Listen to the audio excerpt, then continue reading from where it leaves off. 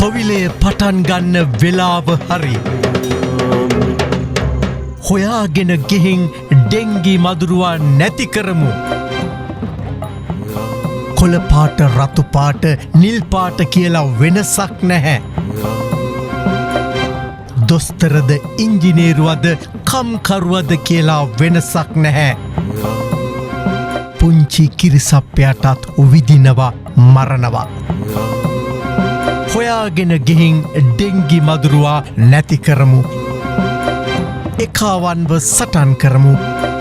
ඩෙංගි නැති රටක් හදමු. டெங்கு நோய் பரவும் அபாயம் அதிகமாக காணப்படும் 6 மாகாணங்களில் இன்று முதல் வரும் 26ஆம் தேதி வரை 3 நாட்களுக்கு விசேட டெங்கு ஒழிப்பு திட்டம் ஒன்று செயற்படுத்தப்படவுள்ளதாக தேசிய டெங்கு ஒழிப்பு பிரிவு தெரிவித்துள்ளது.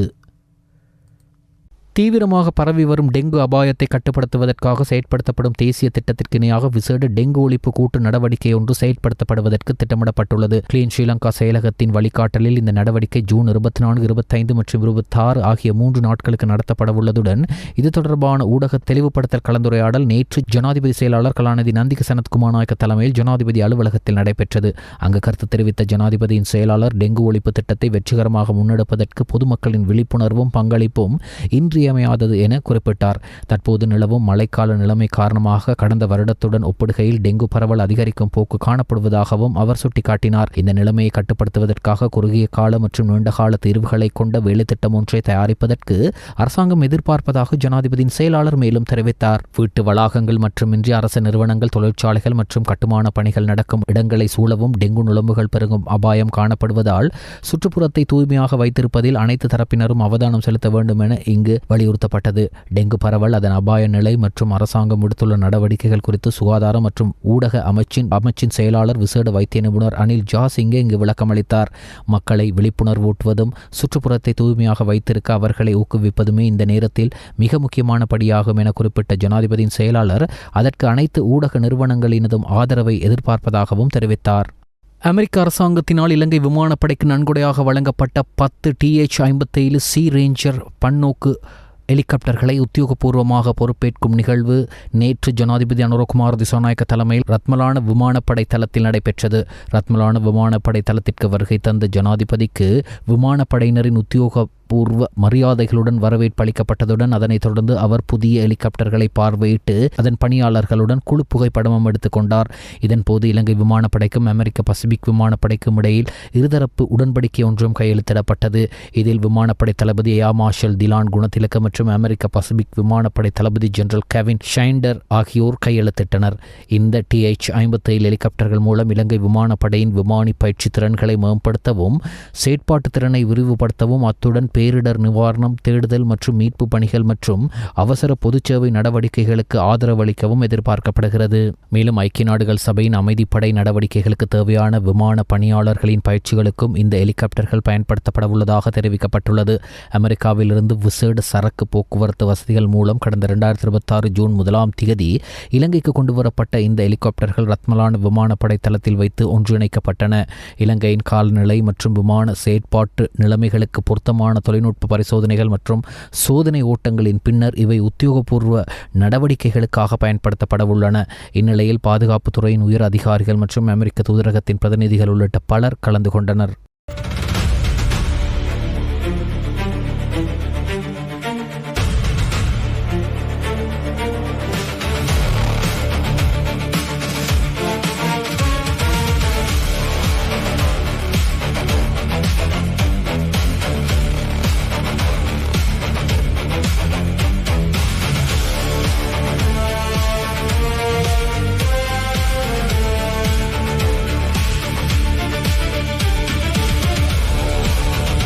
ஏற்படக்கூடிய காலநிலை மாற்றங்களை கருத்தில் கொண்டு நாட்டில் பாதுகாப்பான நெல்லிருப்பை பராமரிப்பது அத்தியாவசியமானது என்று ஜனாதிபதி அனுரகுமார் திசாநாயக்க வலியுறுத்தியுள்ளார். இது ஒரு சாதாரண நடைமுறையாக அன்று விசேட கவனத்திற்குரிய ஒரு விடயமாக பார்க்கப்பட வேண்டும் என்று ஜனாதிபதி சுட்டிக்காட்டியுள்ளார். சிறுபோக நெல் கொள்வனவு திட்டங்கள் குறித்த கலந்துரையாடல் ஒன்று ஜனாதிபதி அனுரகுமார் திசாநாயக்கவின் தலைமையில் நேற்று முற்பகல் ஜனாதிபதி அலுவலகத்தில் நடைபெற்றது. அங்கு சம்பந்தப்பட்ட அதிகாரிகளுக்கு அறிவுறுத்தல்களை வழங்கும் போதே ஜனாதிபதி இதனை தெரிவித்துள்ளார் என்று ஜனாதிபதி ஊடக பிரிவு வெளியிட்டுள்ள அறிக்கையில் குறிப்பிடப்பட்டுள்ளது. தெரிவிக்கப்பட்டுள்ளது. மேலும் கடந்த வருட சிறுபோகத்தில் கொள்வனவு செய்யப்பட்ட நெல் இருப்புக்கள் இன்னும் போதுமான அளவில் சந்தைக்கு விநியோகிக்கப்படாமை ஒரு பிரச்சனையாகும் என சுட்டிக்காட்டிய ஜனாதிபதி அந்த நெல் களஞ்சிய சாலைகளை விடுவிப்பதற்காக எடுக்கப்பட்டுள்ள நடவடிக்கைகள் மற்றும் அதற்கான முன்மொழிவுகள் குறித்தும் அதிகாரிகளிடம் கேட்டறிந்தார். அத்துடன் இந்த சிறுபோகத்தில் நெல் கொள்வனவு செய்வதற்கு தேவையான நிதியை ஒதுக்குமாறு நிதி அமைச்சின் அதிகாரிகளுக்கு ஜனாதிபதி இங்கு உத்தரவிட்டுள்ளார். மாவட்ட மட்டத்தில் தற்போதுள்ள களஞ்சிய சாலைகளின் நிலைமைகள் குறித்தும் இக்கலந்துரையாடலில் விரிவாக ஆராயப்பட்டது. களஞ்சிய சாலைகளின் நிலைமை மற்றும் பாதுகாப்பான இருப்புகள் குறித்து துல்லியமான தரவு அமைப்பு ஒன்றை பராமரிப்பதன் மூலம் எதிர்காலத்தில் ஏற்படக்கூடிய இதுபோன்ற பிரச்சினைகளை தவிர்க்க முடியும் என சுட்டிக்காட்டிய ஜனாதிபதி அதற்கு தேவையான நடவடிக்கைகளை எடுக்குமாறு அதிகாரிகளுக்கு அறிவுறுத்தினார். எதிர்காலத்தில் ஏற்படக்கூடும் என எதிர்வு கூறப்பட்டுள்ள எல்னினோ காலநிலை நிலைமையினால் ஏற்படக்கூடிய தாக்கங்களை குறைத்து தேசிய மட்டத்திலான விசேட செயல்முறை திட்டம் ஒன்றை செயற்படுத்துவதற்கு தீர்மானிக்கப்பட்டுள்ளது. இதற்கமே அரச நிறுவனங்கள், உள்ளூராட்சி மன்றங்கள், அரச சார்பற்ற நிறுவனங்கள், தனியார் துறை மற்றும் சமூக அமைப்புகளுக்கிடையே ஒருங்கிணைப்பை மேற்கொண்டு இந்த வேலை திட்டத்தை முன்னெடுப்பதற்காக அமைச்சரவை உபக்குழு ஒன்றை நியமிப்பதற்கு ஜனாதிபதி சமர்ப்பித்த முன்மொழிவுக்கு அமைச்சரவை அங்கீகாரம் வழங்கியுள்ளது. இந்த விசேட குழுவிற்காக அமைச்சர்கள் நியமிக்கப்பட்டுள்ளனர். சுற்றாடல் அமைச்சர் தம்மிக பட்டபந்தி, விவசாய கால்நடை வளர்ப்பு காணிகள் மற்றும் நீர்ப்பாசன அமைச்சர் லால்காந்த், பெருந்தோட்ட மற்றும் சமூக உட்கட்டமைப்பு அமைச்சர் சமந்த வித்யாரத்ன, துறைமுகங்கள் மற்றும் சிவில் விமான போக்குவரத்து அமைச்சர் அனுர கருணாதிலக, வர்த்தக வாணிப உணவு பாதுகாப்பு மற்றும் கூட்டுறவு அபிவிருத்தி அமைச்சர் வசந்த சமரசிங்க, வீடமைப்பு நிர்மாணத்துறை மற்றும் நீர்வளங்கள் அமைச்சர் வைத்தியர் சுசில் ரணசிங்க ஆகியோரே இவ்வாறு நியமிக்கப்பட்டுள்ளனர். மேலும் இந்த அமைச்சரவை உபக்குழுவிற்கு தேவையான ஆதரவையும் ஆலோசனையையும் வழங்குவதற்காக அதிகாரிகள் அடங்கிய குழு ஒன்று நியமிக்கப்பட்டுள்ளது. சப்ரகம மாகாண பிரதம செயலாளராக JMUK ஜெயசேகர ஜனாதிபதி அனுரகுமார திசாநாயக்கவினால் நியமிக்கப்பட்டுள்ளதாக ஜனாதிபதி ஊடக பிரிவு தெரிவித்துள்ளது. இதற்குரிய நியமன கடிதம் ஜனாதிபதியின் செயலாளர் கலாநிதி நந்திக சனத்குமார் நாயக்கவினால் நேற்று பிற்பகல் ஜனாதிபதி செயலகத்தில் வைத்து அவரிடம் கையளிக்கப்பட்டது. இலங்கை நிர்வாக சேவையின் விசேட தர அதிகாரியான ஜெயசேகர் இந்த நியமனத்தை பெற்றுக்கொள்ளும் போது ஊவா மாகாண விளையாட்டு, இளைஞர் விவகாரங்கள், சுற்றுலா, போக்குவரத்து, கலாச்சாரம் மற்றும் கைத்தறி மற்றும் சிறு தொழில் அமைச்சின் செயலாளராக கடமையாற்றி வந்தார். மேலும் அவர் ஊவா மாகாண விவசாய, நீர்ப்பாசன, கால்நடை உற்பத்தி, நன்னீர் மீன்பிடி போன்ற அமைச்சுக்களின் செயலாளராகவும், ஊவா மாகாண பிரதம செயலாளர், ஊவா மாகாண சபையின் செயலாளர் என பல பதவிகளை வகித்துள்ளார். அத்துடன் அம்பிலிப்பிட்டிய தலைமைத்துவ அபிவிருத்தி தேசிய மத்திய நிலையத்தின் பணிப்பாளர், மோட்டார் போக்குவரத்து திணைக்களத்தின் ஆணையாளர் மற்றும் இதற்கு மேலதிகமாக மொனராகல, தன்மல்வில மற்றும் சேமலாண்டு ஆகிய பிரதேச செயலகங்களில் பிரதேச செயலாளராகவும் ஜெயசேகர கடமையாற்றியுள்ளார். தெல்தினிய பகுதியில் நிறுத்தி வைக்கப்பட்டிருந்த கார் ஒன்றினுள்ளிருந்து பெண் ஒருவரின் சடலம் கண்டெடுக்கப்பட்ட சம்பவம் தொடர்பில் பிரதான சந்தேக நபராக அடையாளம் காணப்பட்டுள்ள உயிரிழந்த பெண்ணின் காதலன், அவரது மனைவி ஆகியோர் அவர்களது குழந்தையுடன் யாழ்ப்பாணத்தில் வைத்து கைது செய்யப்பட்டுள்ளனர். நேற்று தம்பதியினர் வெள்ளவத்தையிலிருந்து யாழ்ப்பாணம் சாவகச்சேரி நோக்கி பேருந்தில் பயணித்துக் கொண்டிருந்த போது கிடைத்த தகவலின் அடிப்படையில் யாழ்ப்பாண குற்றப்புலனாய்வு பிரிவின் அதிகாரிகளும் வலான ஊழல் தடுப்பு பிரிவின் அதிகாரிகளும் இணைந்து இன்று அதிகாலை நடத்திய கூட்டு நடவடிக்கையின் மூலம் அவர்கள் இவ்வாறு கைது செய்யப்பட்டனர். கைது செய்யப்படும் போது பிரதான சந்தேக நபர் முகக்கவசம் அணிந்திருந்ததுடன் அவரது மனைவி முஸ்லிம் பெண் போன்று வேடம் அணிந்திருந்ததாக தெரிவிக்கப்படுகிறது. சந்தேக நபரிடம் நடத்தப்பட்ட விசாரணைகளின் போது தான் வவுனியாவிலிருந்து குருநாகலுக்கு சென்று அங்குள்ள தனது மற்ற 2 பிள்ளைகளையும் பார்த்துவிட்டு போலீசாரிடம் சரணடைய இருந்ததாக கூறியுள்ளார். வலான மத்திய ஊழல் தடுப்பு அதிரடிப்படையின் பணிப்பாளர் உதவி போலீஸ் அத்தியட்சகர் ரொஹான் ஒழுகல அவர்களின் முழுமையான மேற்பார்வையின் கீழ் இந்த நடவடிக்கை மேற்கொள்ளப்பட்டது. சந்தேக நபர்கள் கடந்த சில நாட்களாக நீர்கொழும்பு மற்றும் ஸ்லாபம் ஆகிய பகுதிகளில் தங்கியிருந்ததுடன் கடல் மார்க்கமாக வெளிநாட்டுக்கு தப்பிச் செல்ல முயன்றுள்ளதாகவும் தகவல்கள் தெரிவிக்கின்றன. சந்தேக நபர்கள் மேலதிக விசாரணைகளுக்காக நுவரெலியா போலீசாரிடம் ஒப்படைக்கப்பட உள்ளனர். கடந்த 17ஆம் தேதி தெல்தினிய பகுதியில் நிறுத்தி வைக்கப்பட்டிருந்த கார் ஒன்றிலிருந்து பெண் ஒருவரின் சடலம் கண்டெடுக்கப்பட்டது. இவ்வாறு உயிரிழந்தவர் அம்பார பொது வைத்தியசாலையில் பணியாற்றி வந்த 34 வயதுடைய ஷம்யா தர்ஷினி என்ற இயல் வைத்தியர் ஆவார். இவருடைய காதலன் சடலத்தை காரில் போட்டுவிட்டு தப்பிச் சென்றுள்ளதாக போலீசார் தெரிவித்தனர். சந்தேக நபரான காதலன் கண்ணூர்வ பகுதியைச் சேர்ந்த ஒரு மென்பொருள் பொறியியலாளர் ஆவார். சம்பவம் நடந்த நேரத்தில் அவர் அப்பகுதியிலிருந்து தப்பியோடியிருந்தார். தனது சகோதரி நுவரெலியாவில் உள்ள ஒரு அடுக்குமாடி குடியிருப்பில் தங்கியிருப்பதாகவும் அவர் பல நாட்களாக உணவு உட்கொள்ளவில்லை என்பதால் அந்த இடத்தை சோதனையிட உதவி தேவை என்றும் கூறி கொட்டாவ தலாவ பகுதியைச் சேர்ந்த நபர் ஒருவர் கடந்த 17ஆம் தேதி காலை நுவரெலியா போலீசில் முறைப்பாடு செய்திருந்தார். அதன்படி நுவரெலியா போலீஸ் குழுவினர் அந்த அடுக்குமாடி குடியிருப்புக்கு சென்று சோதனையிட்ட போது அங்கு யாரும் இருக்கவில்லை. எனினும் அங்குள்ள சிசிடிவி காட்சிகளை பரிசோதித்த போது கடந்த 16ஆம் தேதி இரவு 9:50 மணியளவில் குறித்த யுவதியின் காதலன் அந்த வீட்டிற்கு வருகை தந்தது பதிவாகியிருந்தது. அங்கு சுமார் 40 நிமிடங்கள் தங்கியிருந்த அவர் பின்னர் இரவு 10:30 மணியளவில் மயக்கமடைந்திருந்த யுவதியை தூக்கிக் கொண்டு வெளியேறியுள்ளார். அதன் பின்னர் அவர் அந்த யுவதியை காரில் ஏற்றி சென்றுள்ளார் என தெரிவிக்கப்பட்டுள்ளது. 352 மில்லியன் ரூபாவுக்கும் அதிக பெறுமதியுடைய 36 கிலோகிராம் ஆஷிஷ் போதைப் பொருளுடன் 18 வயதுடைய கனடா நாட்டு யுவதி ஒருவர் கைது செய்யப்பட்டுள்ளார். விமான நிலைய சுங்க போதைப் பொருள் கட்டுப்பாட்டு பிரிவினரால் இந்த யுவதி கைது செய்யப்பட்டுள்ளதாக தெரிவிக்கப்படுகிறது.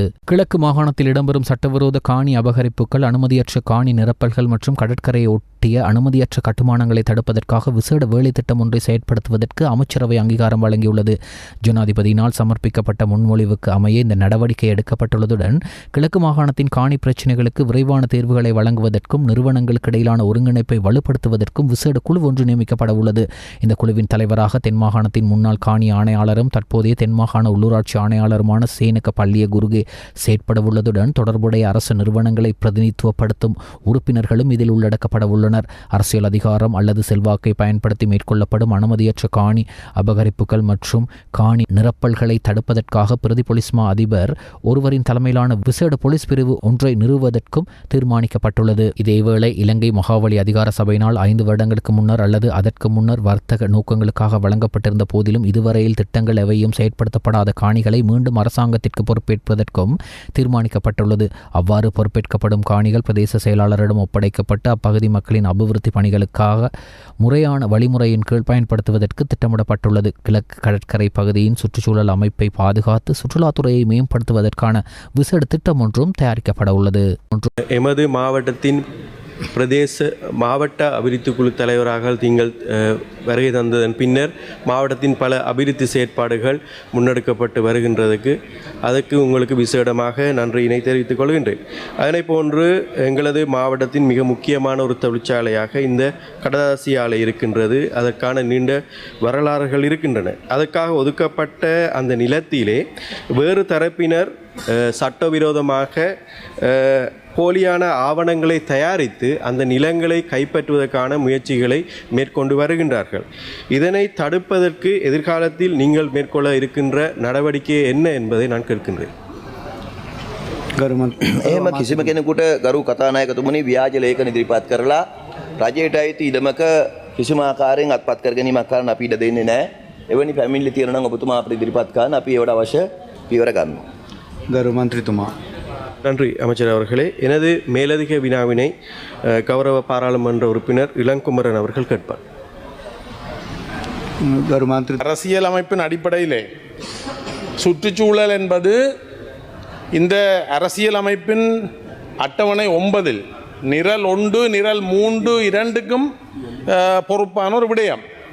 அவ்வாறான ஒரு விடயத்தை இந்த சபைக்கு கொண்டு வரக்கு முதல் இந்த அரசியலமைப்பின் அடிப்படையிலே மாகாணங்களிடம் கேட்க வேண்டிய இது தொடர்பான கருத்து கேட்க வேண்டிய ஒரு கடமை அரசியலமைப்பின் அடிப்படையிலே இருக்கின்றது. அது இன்று மீறப்பட்டிருக்கிறது. ஆனால் கௌரவ சுற்றாடல் அமைச்சர் அவர்கள் பேசும்போது அவர் சட்டமா அதிபரனுடைய எழுத்து மூலமான ஒரு ஆணையோடு இதை சபைக்கு கொண்டு வந்ததாக தெரிவித்திருக்கிறார். அந்த கருத்துக்கு நான் நன்றியை தெரிவித்துக் கொள்கிறேன். ஆனால் நான் இங்கு குறிப்பிட வருகின்ற விடயம், நீங்கள் சட்டத்துக்கு புறம்பாக இந்த பில்லை நீங்கள் கொண்டு வந்திருக்கிறீர்கள் என்றது இல்லை என்னுடைய கருத்து.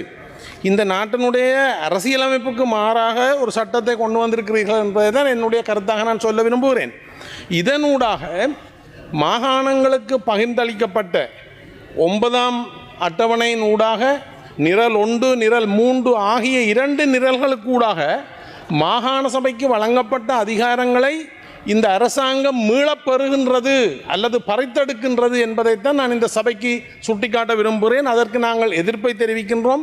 இந்த உள்ளூராட்சி மன்றங்களும் அல்லது மாகாண சபையினுடைய அதிகாரங்களை இந்த அரசாங்கம் மீளப்பெறுவது இந்த அரசாங்கத்தினுடைய தேர்தல் விஞ்ஞாபனத்துக்கு எதிரான ஒரு செயற்பாடு என்பதை இந்த சபைக்கு நான் சுட்டிக்காட்ட விரும்புகிறேன். அந்த அடிப்படையிலே எங்களுடைய நாட்டிலே இந்த பிரச்சனைக்கு நாட்டிலே ஏற்பட்ட முருகல் நிலைக்கு யுத்தத்துக்கு காரணமான அதிகார பகிர்வுக்கு எதிராக இந்த அரசாங்கமும் நடந்து கொள்கிறது என்பது வேதனைக்குரிய விடயமாக இருக்கின்றது.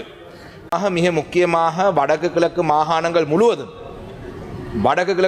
முழுவதும் அகழ்வு பணிகளை ஆரம்பிக்கிறதுக்கான நடவடிக்கை எடுத்திருக்கிறார்கள். நான் நினைக்கிறேன் முல்லைத்தீவு மாவட்டத்திலேயும் வருகை தந்த பொழுது கௌரவ ரவிகரன் உட்பட அந்த முல்லைத்தீவு மாவட்ட மக்கள் அந்த பிரதேசத்திலே இருந்து அவர்களை முழுமையாக விரட்டி அடித்து தான் அதை தற்காலிகமாக நிறுத்தியிருக்கிறார்கள்.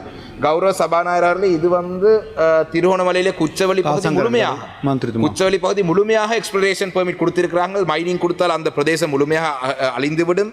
அது மாத்திரமல்ல, இது அம்பாறை மாவட்டத்திலே முழுமையாக வழங்கப்பட்டிருக்கின்றது. இது மட்டக்களப்பு மாவட்டம், இது முல்லைத்தீவு மாவட்டத்துக்கு மேற்கு புறத்திலே யாழ்ப்பாணம். இது அதே போல தான் இந்த கம்பெனியாக பிரித்து கொடுத்திருக்கிறார்கள். EL 436 Midwest, EL 455 Mass Metals, EL 441 458 Essential Resources. இப்படி கௌரவ சபாநாயகர்களே, நான் இந்த சபைக்கு இந்த ஆவணங்களை சமர்ப்பிக்கின்றேன். முழுக்க வடக்கு கிழக்கு மாகாணங்களை அழிக்கும் செயல்பாடாகவே இந்த அகழ்வு பணிகள் முன்னெடுக்கப்பட்டால் வடக்கு கிழக்கு மாகாணம் முழுமையாக அழிந்துவிடும். கௌரவ அமைச்சர் சந்திரசேகரன் அவர்கள் இருக்கின்றார். இந்த விடயம் சம்பந்தமாக அரசாங்கத்துடைய பதிலை நாங்கள் இந்த விடயத்திலே எதிர்பார்க்கின்றோம். அதே போன்று திருகோணமலை டிப்போ, மூதூர் டிப்போக்கு அண்மையிலே நாங்கள் ஒரு விஜயத்தை மேற்கொண்டு அங்கிருக்கின்ற குறைபாடுகளை கேட்டறிவதோடு அந்த விடயங்களை நாங்கள் கௌரவ அமைச்சர் அவருடைய கவனத்துக்கு கொண்டு வர வேண்டும் என்ற அடிப்படையிலே, கௌரவ அமைச்சர் அவர்களே, நீங்கள் சொன்னது போன்று எல்லா டிப்போக்களிலும் பல குறைபாடுகள் காணப்படுகின்றன. அதே போன்றுதான் இந்த கிண்ணியா உப டிப்போவை பொறுத்தவரையிலும் பல தேவைப்பாடுகள் காணப்படுகின்றது. குறிப்பாக அது தரம் உயர்த்த வேண்டிய ஒரு நிலைப்பாட்டிலே காணப்படுகின்றது. அதை ஒரு டிப்போவாக தரம் உயர்த்த வேண்டிய ஒரு அவசியம் அந்த இடத்திலே காணப்படுகின்றது. அதே போன்றுதான் அந்த இடத்திலே எரிபொருள் நிரப்புவதற்கான ஒரு தேவையும் காணப்படுகின்றது. குறிப்பாக நீங்கள் சொல்லுகின்ற இந்த எல்லா டிப்போக்களும் 10 அல்லது 15 மில்லியன் வரையிலான வருமானங்களை ஈட்டுகின்ற டிப்போக்களாக காணப்படுகின்றன. ஆனால் அவர்களுடைய பௌதிக வளம் என்பது மிகவும் குறைவாக காணப்படுகின்றது. ஆகையால் கௌரவ சபாநாயகர் அவர்களே, நான் கேட்கின்ற முதலாவது கேள்வியாக, இந்த வருமானத்தை ஈட்டுகின்ற டிப்போக்களிலே மென்மேலும் வருமானங்களை ஈட்டிக்கொள்வதற்கான புதிய வேலை திட்டங்கள் ஏதாவது உங்களுடைய அரசாங்கத்திலே முன்னெடுக்கப்படுகின்றதா? குறிப்பாக உதாரணமாக இன்று கிண்ணியா அல்லது திருகோணமலை மூதுரை எடுத்துக்கொண்டால் தூர பிரதேசத்துக்குரிய போக்குவரத்தை அவர்கள் எதிர்பார்க்கின்றார்கள். குறிப்பாக திருகோணமலை யாழ்ப்பாணம், திருகோணமலை கண்டி, திருகோணமலை அம்பாறை போன்ற பஸ்ஸுகளினுடைய எண்ணிக்கையை அதிகரிக்க வேண்டிய ஒரு தேவைப்பாடு அவர்களிடம் இருக்கின்றது. ஆகையால் இது சம்பந்தமாக வருமானங்களை ஈட்டிக்கொள்வதற்கான வேலை திட்டங்கள் ஏதாவது கௌரவ அமைச்சர் அவர்கள் முன்னெடுக்கிறீர்களா என்பதை இந்த சபையிலே தெரிவிக்க முடியுமா? தற்போதைய பொருளாதார பிரச்சினைக்குள் சிக்கி தவிக்கும் நடுத்தர வருமானம் கொண்ட மற்றும் ஏழை குடும்பங்களைச் சேர்ந்த மாணவர்களுக்கு அவர்களின் எதிர்கால கல்வியில் முன்னேற்றத்தை ஏற்படுத்தும் வகையில் முக்கியமான சில பாடங்களை இலவசமாக வழங்கி அவர்களை கல்வியில் ஆர்வமூட்டுவதற்கு, முற்றிலும் இலவசமாக வழங்குவதற்கு இலவச கல்வியின் ஊடாக அடுத்த தலைமுறையை ஆதரிப்போம் எனும் தொனிப்பொருளில் கொழும்பு பெரிய பள்ளிவாசல் நம்பிக்கையாளர்கள் நடவடிக்கை எடுத்து விடுமுறை நாட்களிலும் வார நாட்களிலும் மாலை நேர வகுப்புகளையும் நடாத்துவதற்கு ஏற்பாடுகளை செய்துள்ளதுடன் கடந்த சனிக்கிழமை தொடக்கம் குறித்த இலவச வகுப்புகளை திறமையும் அனுபவம் கொண்ட ஆசிரியர்களை வைத்து பாடங்களை நடாத்தி வருகின்றனர். 6, 7, 8, 9ஆம் ஆண்டுகளில் கல்வி பயிலும் மாணவர்களுக்கு சிங்களம், தமிழ், ஆங்கிலம் மற்றும் கணிதம் ஆகிய பாடங்கள் இந்த வகுப்புகளில் நடைபெற்று வருவதுடன் இன மத வேறுபாடின்றி இந்த வகுப்புகளில் கலந்து கொள்வதற்கு அனுமதி வழங்கப்பட்டமையை தொடர்ந்து சுமார் 300க்கும் மேற்பட்ட மாணவர்கள் தம்மை பதிவு செய்துள்ளமை குறிப்பிடத்தக்கது. மேற்படி இலவச கல்வி திட்டம் தொடர்பான விளக்கமளிக்கும் ஆரம்ப நிகழ்வு கடந்த வெள்ளிக்கிழமை பள்ளிவாசலின் தலைவர் தாஹிர் ரசீன் தலைமையில் பள்ளிவாசலின் ஹமீதியா மண்டபத்தில் இடம்பெற்றது. நிகழ்வில் பெருந்திரளான மாணவர்களும் பெற்றோர்களும் கலந்து கொண்டிருந்தனர். இதன்போது வரவேற்புரையை நிர்வாக சபை உறுப்பினர்கள் நவாஸ்டீன் வழங்கியதுடன் பாடநெறிகளின் அறிமுக உரைகளை ஆசிரியர்களான அனஸ் அசுபர், பிரசாட் அனஸ் ஆகியோர் வழங்கியதைத் தொடர்ந்து ஆசிரியர்களான அனஸ் சுபர், திருமதி தயாலினி, ஹீலாஸ் குசைன், திருமதி சுமையா ஃபாயிஸ், திருமதி ஃபாத்திமா முஸ்னியா, பிரசாத் அனஸ் ஆகியோர் தம்மை அறிமுகப்படுத்தியதுடன் நிகழ்வின் நன்றியுரையை பாடநெறி பொறுப்பாளர் ஷாதிக் ஜோஃபர் வழங்கினார். யா அல்லாஹ் இந்த நிர்வாகிகளுக்கு ரஹ்மத் செய்வாயாக. யா அல்லாஹ் இந்த ஊர் மக்களுக்கும் ரஹ்மத் செய்வாயாக. யா அல்லாஹ் இந்த பிள்ளைகளை சாலிஹான பிள்ளைகளாக, நல்ல படிப்பு அறிவு உள்ள பிள்ளைகளாக, நல்ல பட்டதாரிகளாக ஆக்கியருள்வாயாக. யா அல்லாஹ் என்னென்ன நல்லதை நாங்கள் விரும்புகின்றோமோ ரஹ்மானே, அந்த நல்ல அனைத்தையும் யா அல்லாஹ் இந்த ஊர் மஹல்லாவாசிகளுக்கு கொடுத்தருள்வாயாக. யா அல்லாஹ் படித்த மக்களாக ஆக்கியருள்வாயாக, ஒழுக்கமுள்ள செல்வங்களாக ஆக்கியருள்வாயாக. أعوذ بالله من الشيطان الرجيم. بسم الله الرحمن الرحيم. الحمد لله அஸ்ஸலாத்து வஸ்ஸலாம் அலா ரசூலில்லா. எமது கொழும்பு பெரிய பள்ளிவாசினால் ஏற்பாடு செய்யப்பட்டுள்ள இன்றைய இந்த நிகழ்வுக்கு தலைமை தாங்கிக் கொண்டிருக்கும் எமது பள்ளிவாசலின் நிர்வாக சபை தலைவர் அவர்களுக்கும் ஏனைய எமது சபையின் உறுப்பினர்கள் அனைவருக்கும், மேலும் உலமா பெருந்தகைகளுக்கும், ஆசிரியைகளுக்கும், பெற்றோருக்கும், மாணவர்களுக்கும் எனது இனிய சலாத்தை தெரிவித்துக் கொள்கிறேன். அஸ்ஸலாமு அலைக்கும் வரஹ்மத்துல்லாஹி வபரகாத்துஹு. இன்று ஒரு முக்கியமான நிகழ்வில் நாங்கள் கலந்து கொண்டிருக்கிறோம். அதாவது கல்வியை நோக்கமாக கொண்டு இங்கு நாங்கள் அனைவரும் ஒன்று திரண்டு அந்த கல்வியை மேம்படுத்துவதற்கான ஒரு முயற்சியாகவே இது ஆரம்ப கட்டமாக இடம்பெற்று கொண்டிருக்கின்றது. அந்த வகையில் எமது கற்றல் கற்பித்தல் செயற்பாடுகளை பொறுத்தவரையில் அல்லாஹ் தஆலா ஆதம் அலைஹிஸ்ஸலாத்தை படைத்து அவர்களுக்கு நேரடியாக கற்றுக் கொடுத்தான். நாம் எல்லாம் அறிந்த ஒரு சம்பவம்தான். அதே போன்று கற்பித்தல் என்பது கற்று ஒப்புவித்தல் என்றதுதான் அங்கு அர்த்தம். கற்று அதனை அடுத்தவர்களுக்கு ஒப்புவித்தல், அதுதான் கற்பித்தல் என்பது. அந்த வகையில் அல்லாஹ் தஆலா ஆதம் அலைஹிஸ்ஸலாம் அவர்களுக்கு கற்பித்து அதை இப்போ நாங்கள் புதிய பாஷையில் சொன்னால் எக்ஸாம், அப்படி ஒரு எக்ஸாமும் அல்லாஹ் தஆலா ஆதம் அலைஹிஸ்ஸலாத்தை வச்சு நடத்தினான். எனவே மாணவர்களை பொறுத்தவரையில் இந்த கல்வியை பெற்றுக்கொள்வது, அதோடு அதை ஒப்புவிக்கிறது பரீட்சை மூலமாக நடைபெறுகிறது. அவ்வாறான ஒரு பரீட்சை முதலாவது மனிதனை படைத்த இறைவன் அன்று ஆதம் அலைஹிஸ்ஸலாத்துக்கும் வைத்தான். மலக்குகளோடு போட்டி போடக்கூடிய ஒரு சம்பவம் எங்களுக்கு தெரியும். அந்த வகையில் அல்ஹம்துலில்லாஹ் இன்றும் எமது ஆசிரியர் குலாம் ஒன்று தயாரான நிலையில் இருக்கின்றது. இந்த பள்ளிவாசலின் நிர்வாக சபை இந்த பகுதிவாழ் மக்களுக்கான இலவச இந்த கல்வி திட்டத்தை அறிமுகப்படுத்தியுள்ளது. இந்த கல்வி திட்டத்தை பொறுத்தவரையில் இஸ்லாம் ஆதம் அலைஹிஸ்ஸலாத்துக்கு பிறகு ரசூல் ஸல்லல்லாஹு அலைஹி வஸல்லம் அவர்களுடைய வாழ்க்கை எடுத்துக்கொண்டால் முதலாவது வசனமே இக்ரா என்று ஆரம்பிக்கின்றது. ஓதுவீராக, படிப்பீராக, வாசிப்பீராக என்று அர்த்தப்படுகின்றது. எனவே முதலாவது எமது ரசூல் ஸல்லல்லாஹு அலைஹி வஸல்லம் அவர்களுக்கு அல்லாஹ் தஆலா இறக்கிய வசனமும் இந்த கல்வியை நிமித்தமாக கொண்டே இருக்கின்றது.